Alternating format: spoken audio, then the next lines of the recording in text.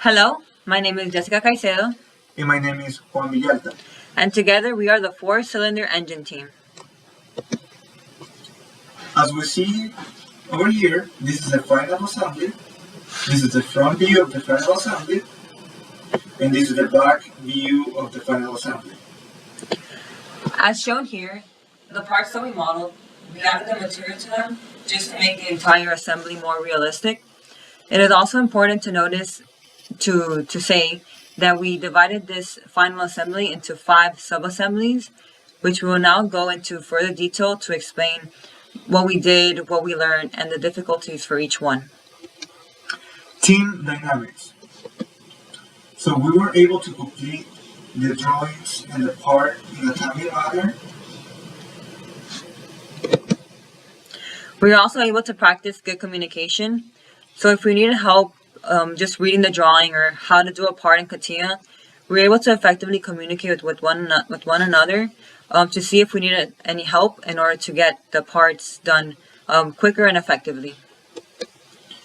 We had no leader roles because we decided that we're gonna be our own leaders for this project.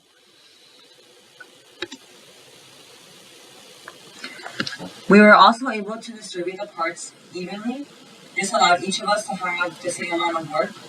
However, as mentioned before, we were able to help each other out if we got stuck on a part or we weren't sure how to approach one of the drawings. So we were able to help very well as a team. Also, we used to have weekly meetings to see how one another was being done with all the parts and the drawings, and to see if any one of us we had difficulties in making the drawings or the parts. Even though we didn't have the meetings were canceled some weeks, we managed to communicate with each other.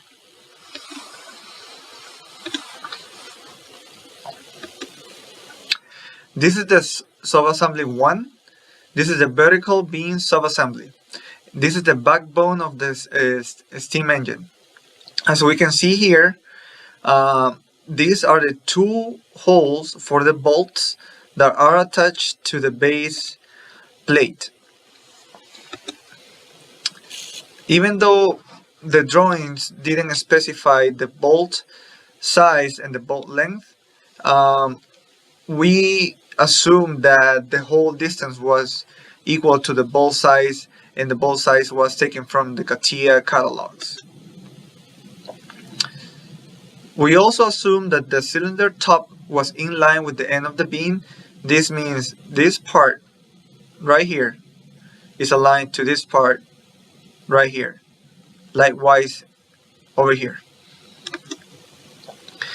Overall, this was a straightforward assembly that the only difficulties were the bolt and interpreting the drawings.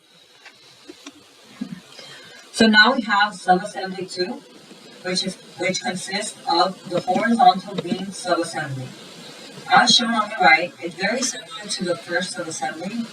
However, these two actually go together, which we'll be talking about later in another subassembly. Once again, the bolt size was based on the threaded hole distance, as mentioned before. Also, the cylinder on top was in line with the end of the beam. And also, it is important to notice that the parts here, for all of the circles shown here, they were constrained using coincident.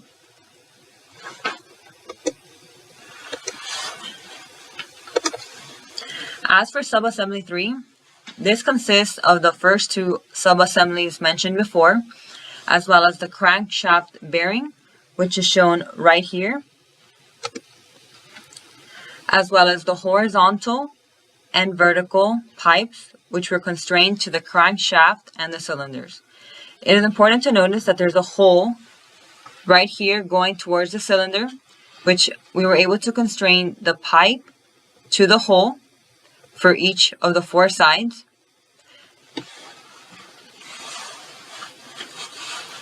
So basically the crankshaft bearing was mistakenly drawn, and we noticed this when we made the assembly. Uh, so we went back to Katia and we did a day normal to the angle of 45 degrees that it was portrayed on for this part.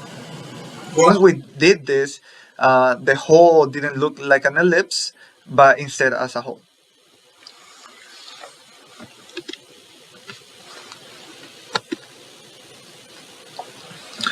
So we can see right here, this is the subassembly 4, which is the piston and crosshead. This part allows the movement of the pistons, and this was done. There are actually 2 in the final assembly parts, so we just made one and then imported. We copy this one to the final assembly. The crosshead threading looked smaller in CATIA compared to the drawing sheet, and this was because the sheet probably, when they printed out, it looked bigger than it looks.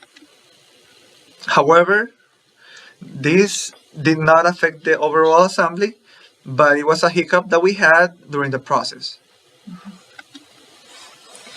As for the last subassembly, this consists of a flywheel subassembly.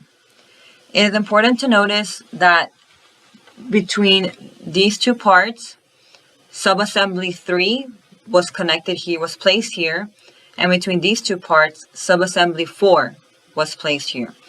So it can, this subassembly can be mentioned as a kind of a guide tool to connect the subassembly 3 and subassembly 4. As shown here, the crosshead threading may look smaller in CATIA compared to the drawing sheet. So we can see right here that this is the crank plate, and what happened in these holes right here, we had to assume the countersink holes, the height and the angle. Also, the drawings that were given to us through this part here, it very vaguely showed the hole that connects the crankshaft back here to the crank plate. Therefore, we had to go back to CATIA to add this hole in order to connect these 2 parts. It wasn't a big difference. However, it was important to just pay more attention to the drawing. Although the drawing did not specify it that clearly, we were able to use our engineering judgment to go back to CATIA to fix this in order to assemble the part correctly.